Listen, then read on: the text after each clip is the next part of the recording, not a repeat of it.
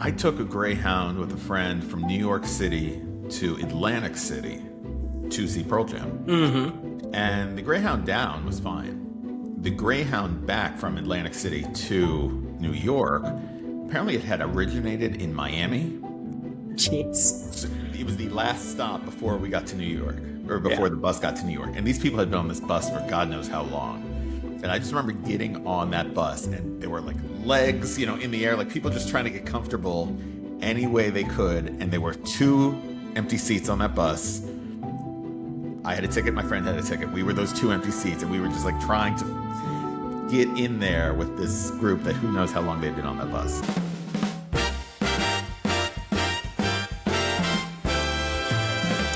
Hey, I'm Brian. And I'm Scott. Welcome to the Two Old Fashions podcast, where 2 friends get together and have conversations over cocktails. We are recording on a Sunday afternoon. How are you doing today, Scott? I'm doing all right. It's my oldest son's birthday. We've been celebrating seemingly for like weeks on end. I was going to say, this is like the end or the middle of the celebrations? It's the middle because next weekend he's doing his friend's party. So yeah, it's been a lot, but we've been celebrating all weekend. We're going to celebrate again later tonight. So yeah, it's been a good weekend so far. That's awesome. I mean, as a fan of birthdays, I respect his really stretching it out and getting the most out of it. Well, we have so much family that's local or local-ish within 2 hours.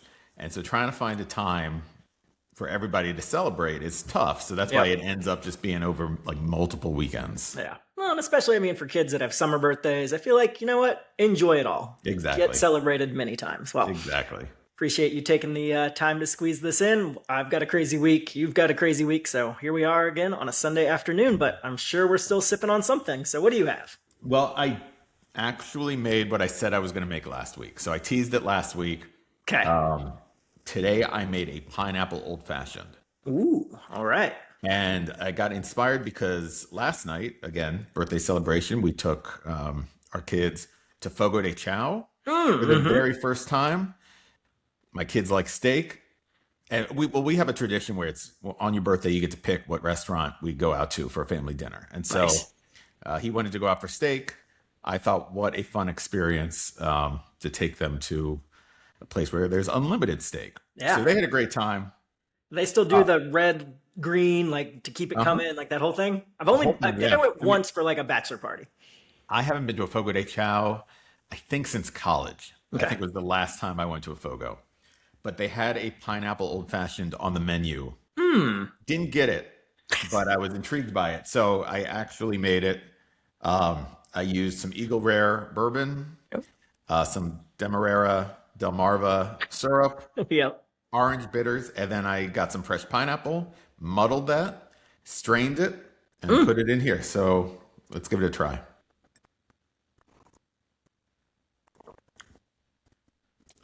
It's pretty good. It's just like it's a little hint of pineapple. It's not too pineapple-y. That's pretty good. Sounds refreshing for a Sunday afternoon. Refreshing. Yeah. Nice.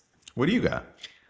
So I actually, you get all these things promoted on Instagram. So I got this recipe and it's called a new fashioned. And this was promoted by a specific brand. I didn't end up using that, but instead, basically the recipe is 2 parts bourbon. I ended up going with a Bullet single barrel. I think I've had that recently. I have this bad habit of not finishing bottles. And so now I'm going through a phase where like anything that's under a quarter, I just want to get it done and then refill. And then 1 part, what's it called? Elderflower liqueur. So Saint Germain. And then a splash of club soda and then a cherry. That didn't call for any bitters. So I'm curious. Okay. So first sip, let's see.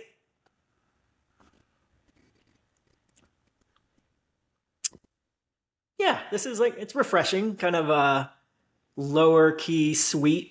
I'm honestly not even sure I've ever had elderflower liqueur or Saint Germain by itself, but it tastes a little syrupy. Probably not like your coffee syrup from last week. Yeah. But this is good. I don't know if I'm going to crave it and do it a lot, but it's a nice change of pace. Yeah, I don't know what elderflower tastes like either.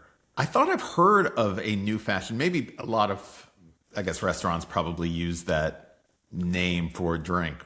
but I Yeah, that didn't would be my realize a new guess. Like if you're fashioned doing a riff on an old fashioned, you call it the new call it fashion, new right? fashion. Yeah, that's probably what it is. Yeah. And then I would also like to take a moment to go back to last week's. Oh yes, let's do it. So I had Armagnac, old Oh yeah. fashioned, remember? And I felt dumb because I brought this into the podcast and was very uninformed about it. And we're in a world where we have generations of knowledge in our pocket. So Mhm. for our listeners, I did want to confirm some things about Armagnac. So Okay. it is a French brandy. It comes from a specific region called the Gascony region. And then there's 3 subregions, and each region has their own kind of flavor of Armagnac. It's a blend of grapes, and it's aged in oak barrels. So I think I was mostly right on those things, but I just wanted to, in business parlance, circle back and correct the record. Well, not only is our podcast entertaining, it's also educational. So love that you're instilling knowledge onto me and everyone who is listening. I try my best. I don't think I'm ever going to be deep into Armagnac. Just the fact that it has those 3 regions makes it sound complicated. This is why I don't get into wines, because it's like infinite options. Whiskey, especially if you keep it to American whiskey, I can keep that straight, and that works for me. Okay. Well, let's circle back also to last week's episode. I just have to get an update. Has any of your family talked about your haircut yet? Your impending haircut? No. What is happening?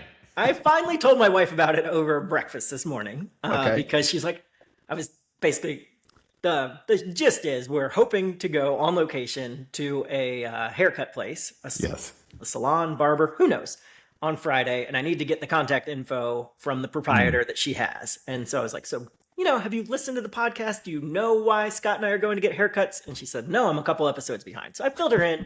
She was far less amused than I thought she would be, to be honest. She's like, oh, that sounds cool. So here we are. Did you explain to her what the messy haircut was? I just told her the messy, and she seemed fine with it. Okay. Yeah. All right. Well, it's gonna be a low fade. It's gonna be subtle. I can't wait. So yes, I do need to text that guy, and hopefully we can make this happen because we got a big week coming up. We got the concert on Thursday. We got haircuts on Friday. Yep. Look at us. I know. I actually have a concert on Wednesday. Oh, yeah, we got to get into that. Yeah. Well, I mean, the theme of the episode, concerts. Should we, before we do that, do we need to just circle back to the album that we both listened to, which I guess feeds into the concerts because we listened to Patty Griffin, Circle of Roses? Crown of Roses. Crown of Roses, yes. Crown of Roses, because she is opening for Jason Isbell, who we are going to go see on Thursday. Yes. You were not familiar with Patty Griffin. Nope. I mentioned that I used to listen to her like right after college. I like some of her stuff. I was excited to listen to this album. What did you think of Crown of Roses? Well, Scott. How early are we getting to this show on Thursday? About a minute before Jason has takes the stage. I attempted to listen to this thing and you know what? I'm just going to put it out there. I hate being the grumpy, complaining guy. I do. You love music. I love music. We don't seem to have as many intersections as I thought we might. We're working on it. I tried to listen to this thing 3 times. Yes. I almost fell asleep making dinner while listening to this. This was boring. Yes. So boring. The first song, I was like, okay, maybe it kind of had reminiscence of I think Patsy Cline, These Boots Are Made for Walking. I kind of heard that in the background. And then everything else was just completely indistinguishable, boring. And I love acoustic guitar, singer-songwriter stuff. I was just bored out of my mind. As somebody, again, who likes Patty Griffin, I have the exact same review that you do. That was a extremely boring album. The first song, I really liked that first song. I was like, oh, is this what it's going to sound like? It's called Back to the Start or Back to Start. Reminded me of Brandi Carlile. Okay. It was a little upbeat, right? It had a little bit of a backbone. A little backbone. Yep. Nothing else was memorable. It was all quiet, slow music. And again, she's playing about 6 songs of these in her shows. Yep. So we're still going to go see her. I mean, we are. I don't know if you listened to any of her others. I did. So I went through the Spotify top 10 and yes, better, but nothing. Yeah. Nothing memorable. I will say, and this has happened a couple times where it's I know you're Apple Music and I'm Spotify. So what it does is it'll go through what you say to listen to, and then it'll pick something else. And at the end of the album that we were assigned, it played something else by somebody else, and I was like, "Oh, this is great, best song on the album." And then I realized, "Oh, no, that album is over. We've moved on to somebody else." It happens. Yeah. It might be kind of a rough opener. Yeah. He's had some rough openers when I've seen him in the past. Okay. I could see her coming out during his set for like a duet and probably doing well on that. I did one of the songs that showed up in kind of the others was a cover that she did with some others of The Wait, and I thought that was great. Okay. So we'll see. Yeah, at the very least, we're going to be in the amphitheater. Maybe we'll not be in our seats. Maybe we'll be standing, but I would like to see her. Yeah, I mean, you got to. Who else has he had open that was kind of subpar? Oh, I don't even remember this guy's name. When he was at Wolf Trap like 2 years ago, you didn't go. No, we did, but we did like a dinner date out of it, and frankly got there probably 15 minutes before Jason went on. The one that was the night before Pearl Jam? Oh, no, then this must have been like two, maybe 3 summers ago then. Okay. There was this 1 week where Isabel played, then Pearl Jam played, then Springsteen played, and it was like the best 3 shows in a row. It was 3 days in a row. It was like Alejandro Escobar. I don't know, Alejandro something. And he's apparently like a famous old guitarist from the 70s. Okay. It was like a big get. He like was so excited. Jason kept talking about him when he came on, and I looked him up, and he's very famous. Yeah, that was not for me. Yeah. I mean, I feel like opener, I like the idea of openers, right? Like you can get exposed to new music. I think we talked about this, but it's hit or miss, right? And especially I do feel badly for them because the crowd is very rarely there to see them, right? Unless you're going to like one of these mega shows. Like I had a friend that went to see Morgan Wallen up in Baltimore, I think last weekend, but he was mostly going because they really wanted to see Ella Langley because like she's, going up the charts. But yeah, it can be tough. Like DMB just got rid of openers for the most part because people weren't giving them the respect they deserved. Yeah, no, I mean, I love when bands, I love having an opener because it does get you kind of in the mood, even if the opener is not that good. But I also love when you're seeing an evening with, meaning no opener. That's always fun too. Yep. But all right, well, I'm glad we were at least aligned on this one. I was going to feel really bad if you were like, oh my gosh, this was life-changing. And I thought, this is great music to fall asleep to. No. And we listened to it in the car. So my kids and my wife, I can't believe they allowed us to finish that all up. Yeah. That they know how seriously I take this podcast, so they didn't put up a fight. Oh, that's kind of them. Yeah. But yeah, so we have concerts. We have a concert this week. You have concerts. Yep. So I don't know if my 43-year-old body can take 2 concerts in a row in different cities. This is going to be a lot. I mean, you're traveling. Why don't you go into your week and then we can talk about some concerts for a little bit. Yeah, we can just do a little preview. So I'm going to be up in New York for work, and Dave Matthews Band is playing a show on Wednesday night, which I will be there for because they were supposed to play it last Tuesday night and it got weathered out. So just kind of one of those fortuitous things for me. I know we talked a lot about at the beginning of the podcast, like, oh, when these opportunities come up, we got to take them. And we were going to all these festivals and we didn't. So this is like my small attempt to do that. Like once it came that it got moved, I went on StubHub, got a ticket. I'm going by myself. Never been to a DMB show by myself, but other people have and say it's a lot of fun. So we'll see what happens. Is it at Jones Beach? Where it is, yeah. So I looked, the amphitheater is like actually on the water. Yeah. There's no lawn. So at the very end of Long Island. I believe so, yeah.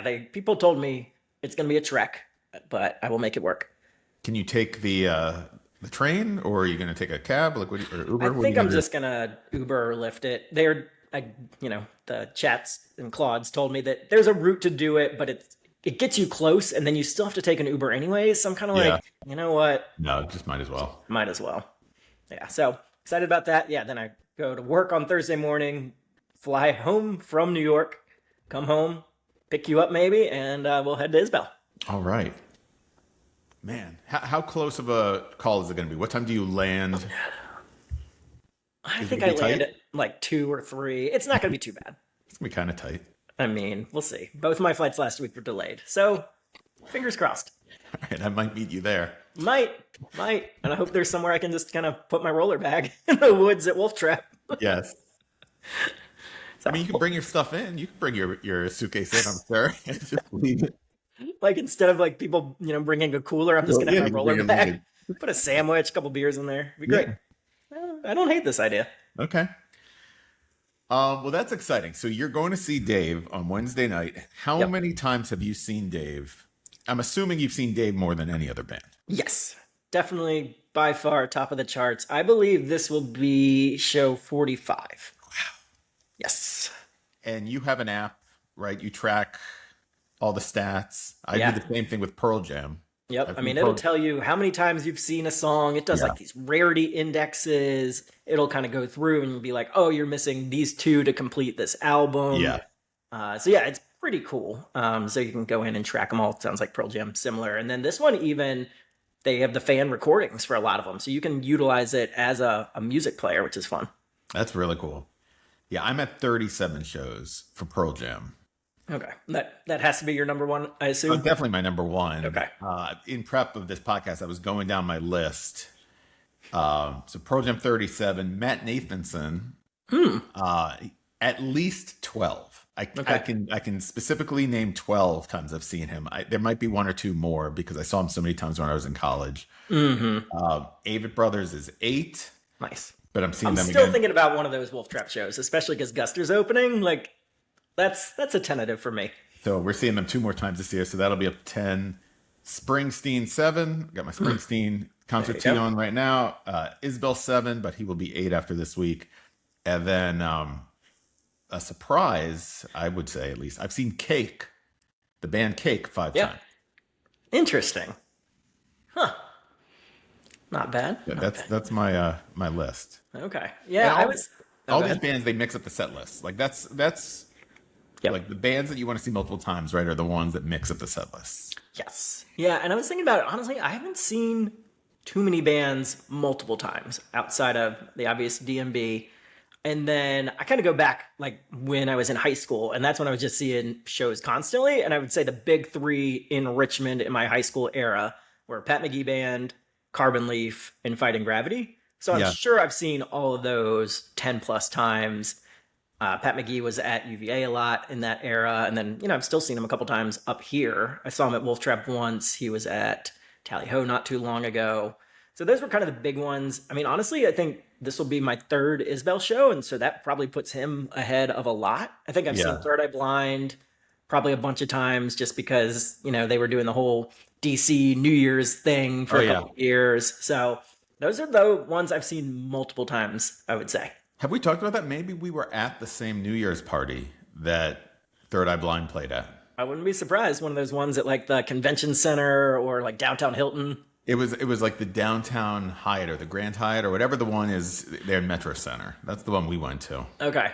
Yeah. I mean, right out of college, pre-kids, it was like every New Year's Eve, that's what we did. One year was Pat McGee. One year was Third Eye Blind. Maybe there was a cake in there. Who knows? Okay. Do they still do those New Year's Eve parties? I feel like I don't see advertisements for them, although I know I'm not the demographic they're looking for anymore. I But was going to just say feel like- they probably are not targeting us on Facebook with that kind of thing, but I don't Yeah. know. Just because I think that was generally kind of a radio station thing. And I think as radio stations have Okay. probably declined, but maybe it exists, but just not for us. open bar, Yes. buffet, black Yeah. tie. It was Get awesome. dressed up. Yeah, it was Yep. fun. That was awesome. Those were good. Yeah, now it's like usually in bed by 11 on New Year's. So, Well, I still try to stay up. yeah. Still try to stay up. Okay, what is the best Dave Matthews or any band? But what's the best concert you've ever seen? I know. This one was tough because, yes, it's definitely going to be a DMB show. I will say a close second if I had to pick somebody else just for the pure fun of the show. Zach Bryan opened his tour maybe 2 or 3 tours ago. I don't know. That guy releases new albums like every week, it feels like. Okay. But he started a tour in Charlottesville at JPJ. And like, I consider myself a casual fan. Like, I know it. I brought one of my friends that I went to tons of concerts with, like growing up, and then a friend in Charlottesville who not familiar at all with him. And he was like, this is so fun. Like, the stage was set up as a rectangle, like where the basketball court is, and he had 4 microphones. Yeah. So the whole thing was just around. So like got everybody involved. Just a great show. So if I had to pick a non-DMB one just for pure fun, I would put that at. I think if I'm going to go through DMB shows, I'm going to have to go with the one, I believe it was their 25th anniversary show. It was also at John Paul Jones Arena. And so it was just kind of a big culmination, like highlight of the career. And what I loved about this one was at the end, and you can see that it wasn't actually on the set list. They did the encore, they were leaving, and like the crowd actually got them to come back and do one more. Like you could tell they just didn't want the night to end. And then this is like for the nerds, but they have this thing where they have this little intro and then it goes into Too Much. And so they did the intro and they started doing Too Much, which everybody's kind of like, fine. But instead of that, they busted into Ants Marching, which is just kind of the anthem, and the place went nuts. So I would say that was my favorite. Another good one at Jiffy Lube. They had a rain delay in the middle of the show, and then just because of that, just went through a bunch of bangers at the end, didn't do an encore break. So I like when kind of unexpected weird things happen. Well, let's talk about unexpected weird things for a second, because I was not going to go into this quite yet, but the worst Pearl Jam show I ever saw. Oh, we're going from best to worst, but we'll go back to your best, right? Was we saw them at Wrigley Field in 2013. Yeah.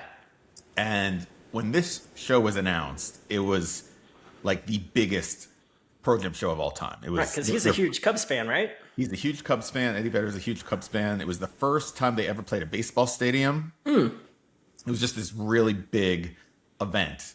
And got tickets. We flew to Chicago. A couple friends met us there. It was awesome. It was a Thursday night, July 2013. It had to have been the hottest day of the year. Humidity was like 12,000%, I think, exactly. We got down to Wrigleyville. We hung out. We did bar hop. We were down there all day. It was so much fun. Every bar had a Pearl Jam cover band, or they were only playing Pearl Jam music. There was just 40,000 Pearl Jam fans in Wrigleyville. It was such an awesome pre-game for the concert. It was actually the first time they ever did the evening with. So they didn't have an opener. Nobody knew what to expect because they were going to just play at the stadium. It was going to be this really long show. One of my biggest pet peeves for any band is when the ticket says show starts at 7:30 and the band doesn't come on until like 8:45. Okay. So that happened. So we're in our seats, getting ready for the 7:30 show. Pearl Jam doesn't come on until 8:45. So we're already frustrated because we're tired. It's hot. Whatever. They play 7 songs and then they say, we're getting reports that some weather's coming in. So we have to leave the stage. But we're going to come back. I mean, a monster storm comes through. Now, we had seats, but there were people that were on the field in the pit who had been like waiting in line all day, right? They had to evacuate off the field. Yep. Anyway, this rain delay is 3 hours long. They don't come back on stage until 11:45 p.m. Okay. And they say, we're going to play our full show. We've talked to all the people. So they end up playing until 2 a.m., which like, that's really cool. Yeah. But, I mean, we flew in that day. We had been outside in the heat, partying all day. Like, it felt like 3 a.m. I was ready for that show to be over. So, like, that was just frustrating. Yeah. That's not even what makes this the worst Pearl Jam concert of all time. Because I was going to say, props to them for navigating what they had to do. Because I know, like, there's curfews, and sometimes the band has to play to keep going. I mean, so I respect that they tried to make it work. They tried to make it work. And, I mean, they gave everyone their money's worth. So, yes, absolutely. Ernie Banks came out. Like, I mean, they made it very special. Yeah. But here's the thing. It was a Thursday night, so the trains were not running weekend hours. It was, I don't think it was Ramadan, but it was some other holiday where the majority of the taxi drivers were not working. And Uber wasn't a thing yet. Okay. Oh, jeez. So 45,000 people leave Wrigleyville trying to get home. They try to get on the train. 3 a.m. The train's not running. God. They try to get a taxi. There are no taxis to be found. So everyone kind of gets into this panic. My wife and I were trying to hail down a cab. We couldn't. We tried for like an hour. It's now 3 a.m. We're exhausted. Our hotel is 6 miles away. people are all giving up, right? Like Yeah. everyone's just, we got to walk. So we walk home these 6 miles back to our hotel. We got back to the hotel as the sun is coming up. Yeah. Because at my That, walking pace, that's at least a 2-hour walk. yeah, but I mean, again, we're exhausted, Yeah. we're hungover, we're dehydrated, we're Yeah. hungry. I mean, just everything. And so, like, it's memorable that all stunk, but then it also ruined the next day because we're so tired from staying up until basically 6 in the morning, being up for Yeah. 24 hours. So it like cut our trip in half, right? Like, so that is like you can go on all the Pearl Jam message boards, and like I know Bill Simmons, he wrote an article about how like this was the worst, Oh, like no. the best and worst experience of his life. Bill Simmons is a big Pearl Jam fan. Yeah. So yeah, for a while there, I refused to go to outdoor shows because I was so nervous about having a similar situation. Yeah. Well, and I think the other element to it, right, is like the expectations were so high. Like Yeah. first evening with, first stadium, being a big Cubs fan, like so it's like you expect so much, and then for it to go that downhill. And you know what they did? They had a T-shirt that they were selling at the end of the show. So as everyone's leaving, they're selling this T-shirt, and they had the set list screen printed on the back, the handwritten Oh, wow. set list that they did. But this was the handwritten set list that they were going to play, not the set list that ended up getting played because of the short show. And you saw I think there was like 48 songs on this set list, and they only ended up playing like 35. I say only, right? Like they tried, Yeah. but there were 13 songs that were cut, and like it would have been the greatest show ever, but nature intervened. Can't control the weather. Yes. The best Pearl Jam show I ever went to was in 2009. They were selected to be the last band to ever play the Forum in Philadelphia. So the famous, what's it called? The Philadelphia Forum, I guess. That's the famous arena in Pennsylvania, had been around for however many years, forever. And they tore it down, and then they built like the Wachovia Center, I think. Yeah. So Pearl Jam played the last 4 shows there in a row. They said that they would not repeat any songs across all 4 shows. And that last night happened to be Halloween. It was October 31st. And the Phillies were in the World Series. Wow. So like all these things are happening. I took my wife, who we had been dating for like 5 months at the time, to the last 2 nights, the 30th and the 31st. Everyone got dressed up. They tried to play every single song that they could play. They played till almost, I think, like 1 a.m. Because it was the last show at the arena, they could just like trash it, kind of. So they had like these humongous confetti jets where they were just like blowing confetti during the encore, dropping balloons. There were just balloons everywhere. It was awesome. It was such a cool event. Nice. Did they do a lot of covers? Because I know like Fish, when they play on Halloween, they do their musical costume, which is like they play an entire album of somebody else's front to back. They probably played a few covers. Pearl Jam always plays covers, but they did dress up in one of the encores as Devo. Oh yeah. And played Whip It, because they have a song called Got Some, and when that came out, everyone claimed it was a copy of Whip It. And so they came out and played Got Some and Whip It back to back as Nice. Devo. So that was kind of fun. That is fun. What was the worst concert you ever went to? All right. I mean, this is tough too, because I feel like concerts, they're like pizza and sex. Like even when they're not great, they're still fun. I will say a DMB show, 1998. It was when they had just recorded Before These Crowded Streets, which was kind of the first album that they did where a lot of the songs had not been road tested. So it was just they went in the studio and did brand new. And so they wanted to have this big release, and they somehow booked a football stadium in Roanoke, which a random spot. They had a couple openers, I think. Bruce Hornsby was one of them, and maybe somebody else. But it was just a weird day. DMB ended up going on at like 5, which is just, just Too early. The whole thing was weird. It was a weird spot, weird mix, and half the songs were stuff nobody had ever heard. They go on to be songs people love, and now you can say like, oh, is there the first time they played it? But it was just a weird day. I still had fun. I was in high school. A bunch of people spent the night at our house the night before. My dad and some others like took caravans down. So think it was fun, but like looking back, like it was a weird show. Yeah, I always find shows. I talked about this a few times now that like put me to sleep. Those are the ones that I think of as being the worst shows. Mhm. And at Wolf Trap, I think I've mentioned this before. Wolf Trap, whenever a band that I'm somewhat interested in comes to Wolf Trap, I try to go to them. So one night, Ben Harper and Trombone Shorty Yeah. were at Wolf Trap. I was like, that's awesome. I like Ben Harper. He'll be great. I don't really know Trombone Shorty, but he's probably fun. Ben Harper ended up opening. I think we Ooh, it's an stayed. interesting mix. I would have had it the other way. I think we stayed 4 songs through Ben Harper, Yeah. and he was so boring. He was so boring, and we just said, you know what? I'd rather be home. So we made it 4 songs into the entire concert and left. We didn't even see Trombone Shorty. Oh, geez. He was that bad. Oh, man. Poor Ben Harper. I will not go see him again. Tedeschi Trucks.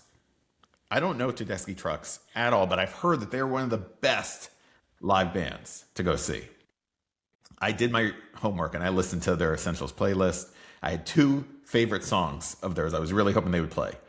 I tell you what, the first 2 songs they played were those 2 songs. I'm not even kidding. And that's right. Like they're another one that mixes up the set list, right? It just Yeah. happened to be those 2 were the first 2 songs.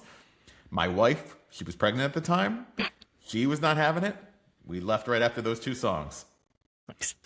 Uh, Even like Chris Cornell. Chris Cornell's one of my favorites. We saw him do an acoustic show at it's like the Strathmore in Maryland.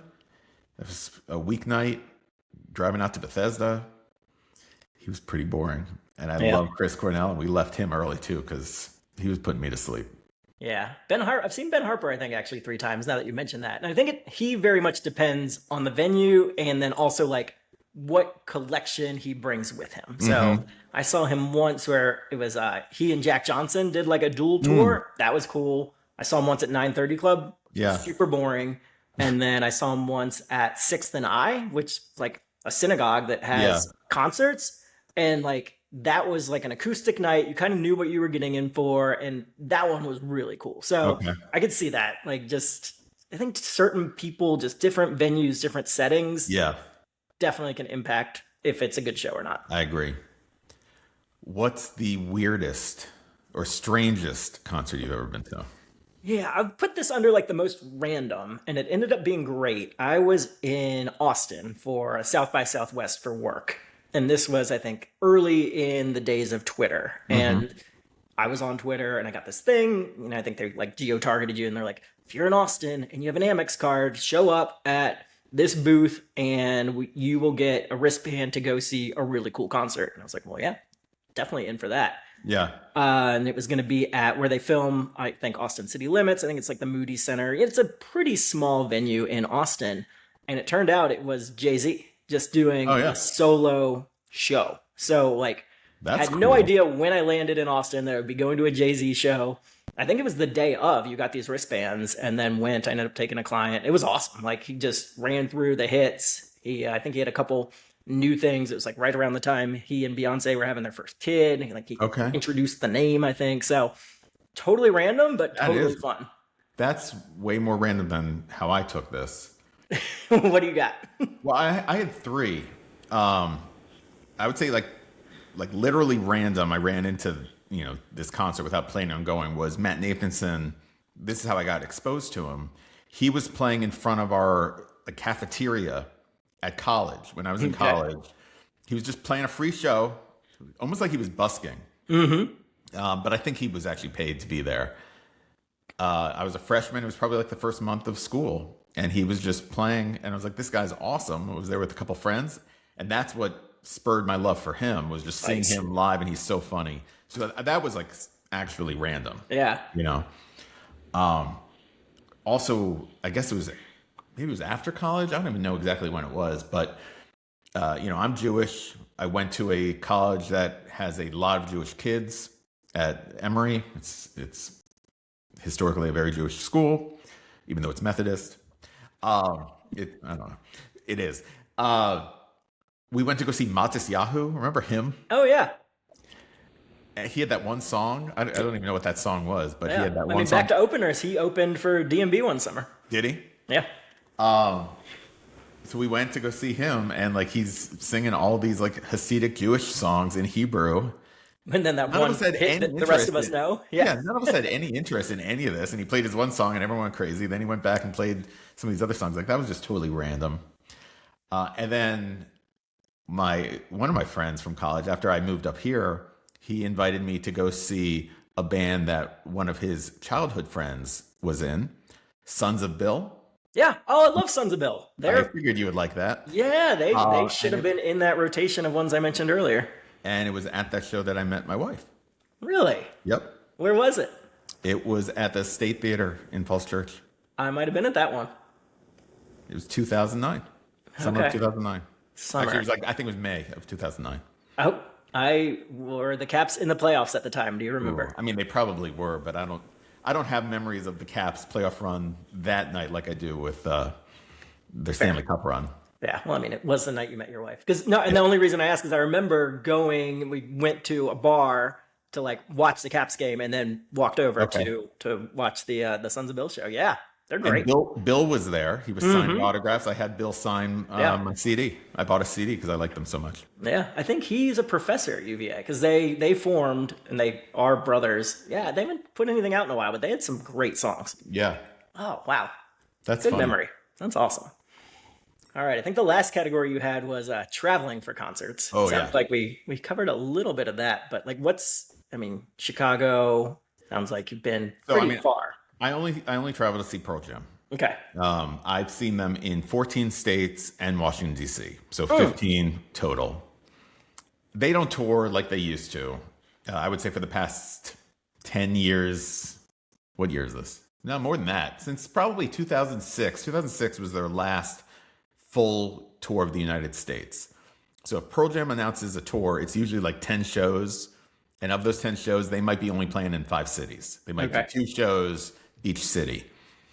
So when they announce a tour, more than likely I'm traveling for them. Gotcha. And so, 14 in a capital of the U.S. Nice. Yeah, I mean, we talked about my original Bourbon and Beyond trip going in an RV. So that was a lot of fun. I think another road trip we did, some friends of mine from high school, we were in college at the time, but went up to Philly for Live 8. I don't know if you remember that one, but it was like one of those things. I forget honestly what the cause was, but they just had a ton of bands. They did it, I think, in 8 different cities across the globe. This is like 2005. That sounds about right. Yeah. It might have been summer after graduation before things starting to work, but I mean, it was everybody from like Will Smith, DMB, Matchbox 20, Alicia Keys. Like, that was cool. Last summer, one of our neighbors and we did a road trip up to see DMB at Saratoga Performing Arts Center, which was cool. It was a 2-night thing, and we got to do horse races in between. And then the only other, I think this is kind of a funny one. I did see DMB in high school, but they were playing at Penn State. And like I was a new-ish driver, so my parents weren't comfortable with me driving all the way up there. So a friend and we got tickets on the Greyhound bus and went up. We saw the show, stayed with a friend that was in college there. And like looking back, I feel like the Greyhound bus was probably less safe than us just driving it ourselves. I took a Greyhound with a friend from New York City to Atlantic City to see Pearl Jam. And the Greyhound down was fine. The Greyhound back from Atlantic City to New York, apparently it had originated in Miami. Jeez. So it was the last stop before we got to New York, or before the bus got to New York. And these people had been on this bus for God knows how long. And I just remember getting on that bus and there were like legs, in the air, like people just trying to get comfortable any way they could. And there were 2 empty seats on that bus. I had a ticket. My friend had a ticket. We were those 2 empty seats, and we were just like trying to get in there with this group that who knows how long they'd been on that bus. So that was the only time I think taking a Greyhound. Yeah, and I'm assuming if you won big in Atlantic City, you're probably not taking the Greyhound. So I'm guessing you were with a lot of people that were a little sad and with less money than they had the night. No, I'm telling you, like we were literally the only 2 people that got on that bus in Atlantic City. Oh, it was like there were 2 open seats. It was for me and my friend. I don't know how long everyone else had been on that bus, but there were some people that had been on since Florida. Wow. Yeah, it was gross. Ooh. It was a long 3-hour drive or whatever it was. Yeah. I don't think the bus is going to get our shout out at the end of the episode. No, that was a long time ago, but yeah, that's memorable. Yeah. All right. So we've been lucky. You and I, we've seen a lot of great shows. Who haven't you seen that you still want to? That's tough because I've seen like almost everyone. Yeah. The name that always comes to the top when that question gets asked is Hootie and the Blowfish. I would love to see Hootie and the Blowfish. That's fair. And I mean, they don't tour that often. They'll do a few shows every year. I know they're playing Bourbon and Beyond. I think, are they playing Ocean's Calling. Ocean's Calling? They're playing there as well. Yep. They are. So the two that we talked to, but I think they're only playing maybe one or two other shows this summer as a band. Darius, I've seen Darius a few times, but never Hootie. And so would love to see Hootie and the Blowfish. Yeah, that's a good one. That wasn't on my list. I think my two, one you'll obviously support would be Springsteen. Like I've seen him do a couple songs, I think, at one of the inaugurations. It doesn't count. No. So should probably see a full set there. And then I think if they do it again, I think I would travel. I think people would want to go is Oasis. Yeah. Like that thing they did last year, people like, I mean, for dudes our age, it was like the thing. And I had a friend that saw them in Chicago, said they were great. I was hesitant to spend that much money because I felt like they probably weren't going to make it through the tour, but they did. Yeah. And there's talks of them doing it again next year, at least in Europe. But I got to think they'd come back to the US. Yeah, I didn't understand that Oasis tour because, I mean, I guess I missed it by a year or two. Oasis was a thing, but it wasn't like the biggest thing. And I didn't understand why everyone was going so crazy over Oasis returning after however many years, 20 years or whatever it was since they had last played a show.